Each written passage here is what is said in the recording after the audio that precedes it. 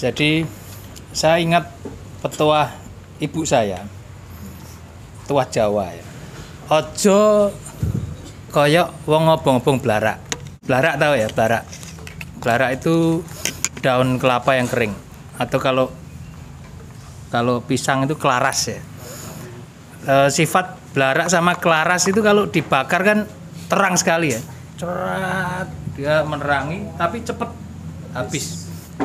Nah, sedangkan konsep memayu hayuning bawono atau memakmurkan kehidupan bumi sebagai khalifah fil ard itu kan membentuk lingkungan yang baik secara jangka panjang. Jadi tidak menerangi secara sesaat.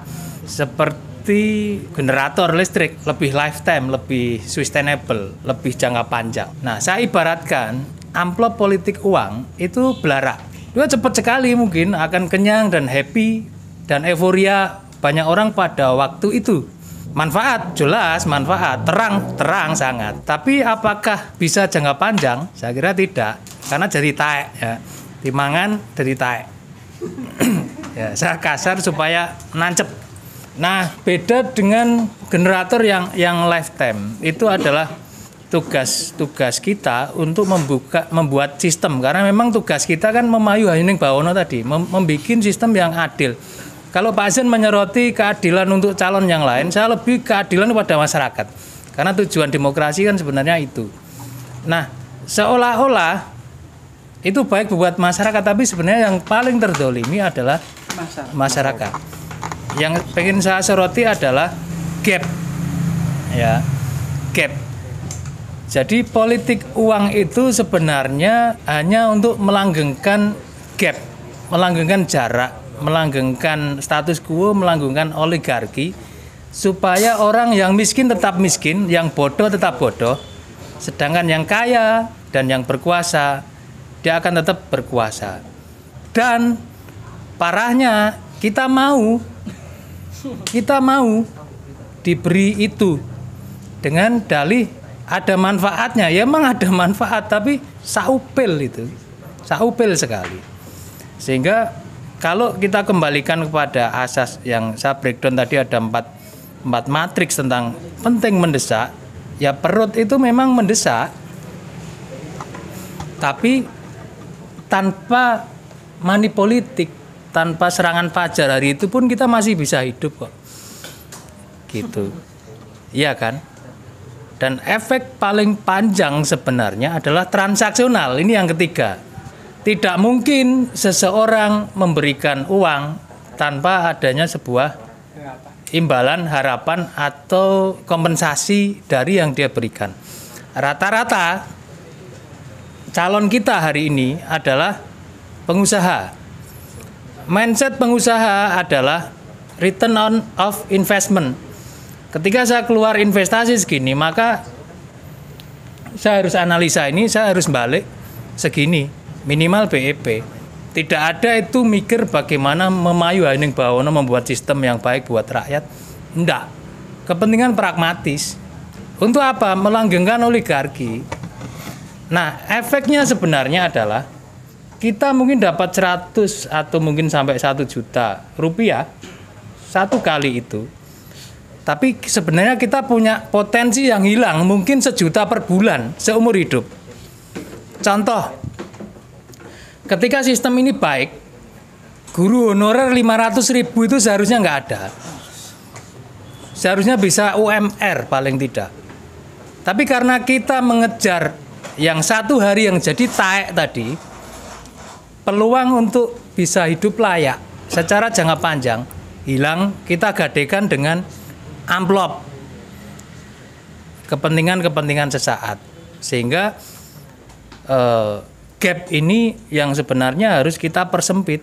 Yang ini menjadi tugas tidak hanya Banwaslu, tapi sebenarnya tugas HMI untuk memberikan transformasi sosial, bahwa efek destruktif dari perilaku korup ini, saya bilang ini perilaku korup, ini efeknya sangat destruktif sekali, sangat merusak. Seseorang yang seharusnya bisa hidup layak menjadi tidak bisa hidup layak karena sistem kebijakan yang tidak becus dalam tataran daerah maupun tataran nasional. Nah, transformasi sosial, pergerakan yang mungkin bisa kita rintis mulai forum Jumat sore ini, saya pikir ini bagus untuk memberikan penyadaran kepada masyarakat umum bahwa bibit-bibit mental inilah yang sebenarnya membuat kita tidak maju dan memperdalam gap jurang itu.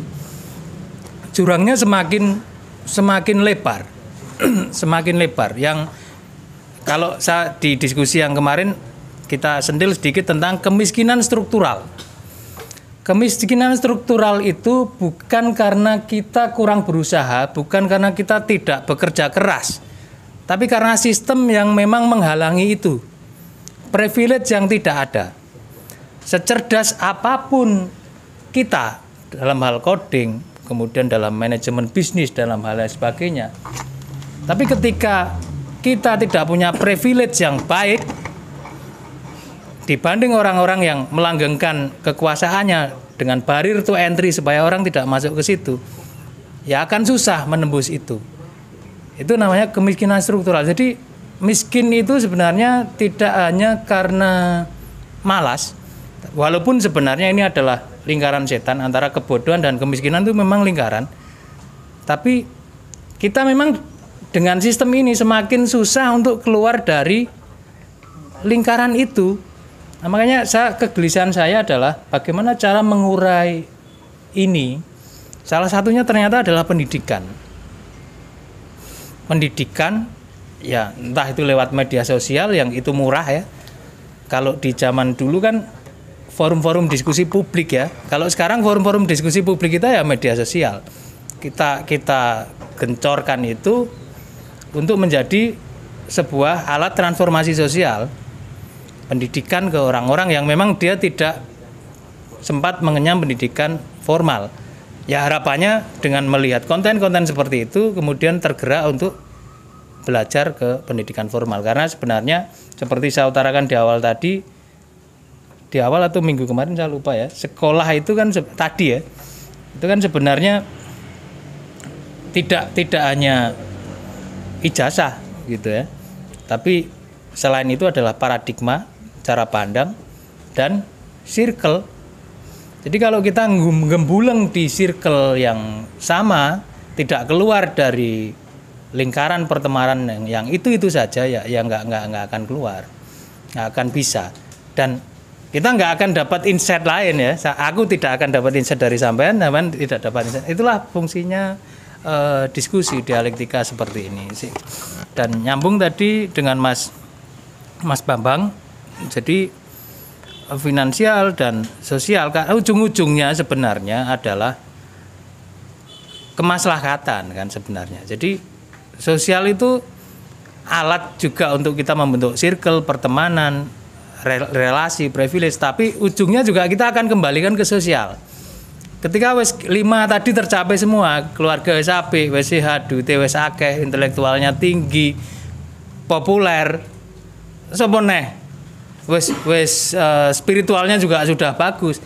Ya, itu step yang akan kita bahas di pertemuan berikutnya, dimensi kemaslahatan, transformasi, ada tanggung jawab sosial. Seperti katanya Uncle Ben, di balik kekuatan yang besar kan ada tanggung jawab yang besar. Itu sebuah keniscayaan, karena kalau kita tidak melakukan itu dolim namanya. Tapi tentu ada step-stepnya. Jadi benar tadi ada milestone. Tidak bisa kita ngejlong-ngejlong, tapi juga tidak bisa kita mengabaikan. Contohnya prioritas hari ini untuk teman-teman di usia 30-an, bapak-bapak muda adalah finansial ya oke, tapi jangan sampai mengabaikan kesehatan. Jangan sampai mengabaikan keluarga kan gitu. Artinya yang lain tetap harus balance, ini yang namanya life balance. Seperti kalau memang kebutuhan kita hari ini keluarga ya nafkah menjadi prioritas. Jangan terdistrak dengan prioritas ada milestone-nya, benar. Kita perlu milestone. Tapi saya yakin dan masih saya pegang sampai hari ini bahwa ketika kita memberikan manfaat kepada orang lain, apapun itu, finansial ngikut. Ya, contoh lah ya, kita bikin konten YouTube. Ketika tujuannya viral, itu nggak akan lama dan ya nggak akan memberikan dampak finansial yang bagus secara jangka panjang. Tapi kalau kita niati memberi manfaat, peluang-peluang lain itu muncul, ngikut gitu. Seperti tadi saya contohkan magnet tadi lah. Kalau magnet, kalau kita ngejarnya uang, melayu terus itu, nggak akan kekejar. Tapi kalau kita niatnya manfaat itu ngejar. Sehingga kembali ke konteks tadi, penting mendesak. Mungkin menerima amplop itu mendesak untuk mengisi perut, tapi menjadi hal yang sangat mudarat untuk jangka panjang, dolim terhadap banyak pihak gitu. Dan orang baik pun ketika akan nyalon, dia harus ikut masuk ke sistem itu, karena kalau dia nggak pakai itu nggak jadi. Jadi akhirnya peluang Mas Arif Hidayatullah katakanlah untuk nyalek jadi nggak tercapai karena ya mungkin dia kalah dengan saya gitu amplopannya. Kalah ya.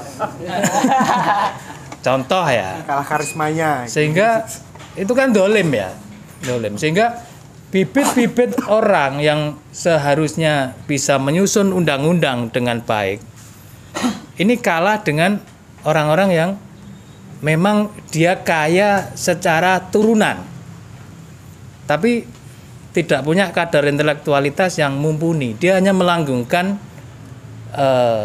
kekayaan keluarga.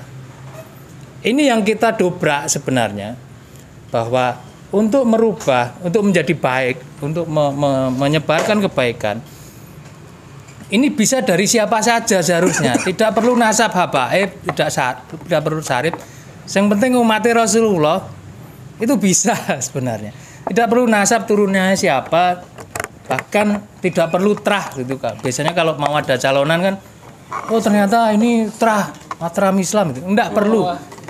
Namun dari sudra pun ketika punya kapabilitas itu berhak dan layak. Nah, kita mau menciptakan lingkungan yang fair ini, jangan kita rusak.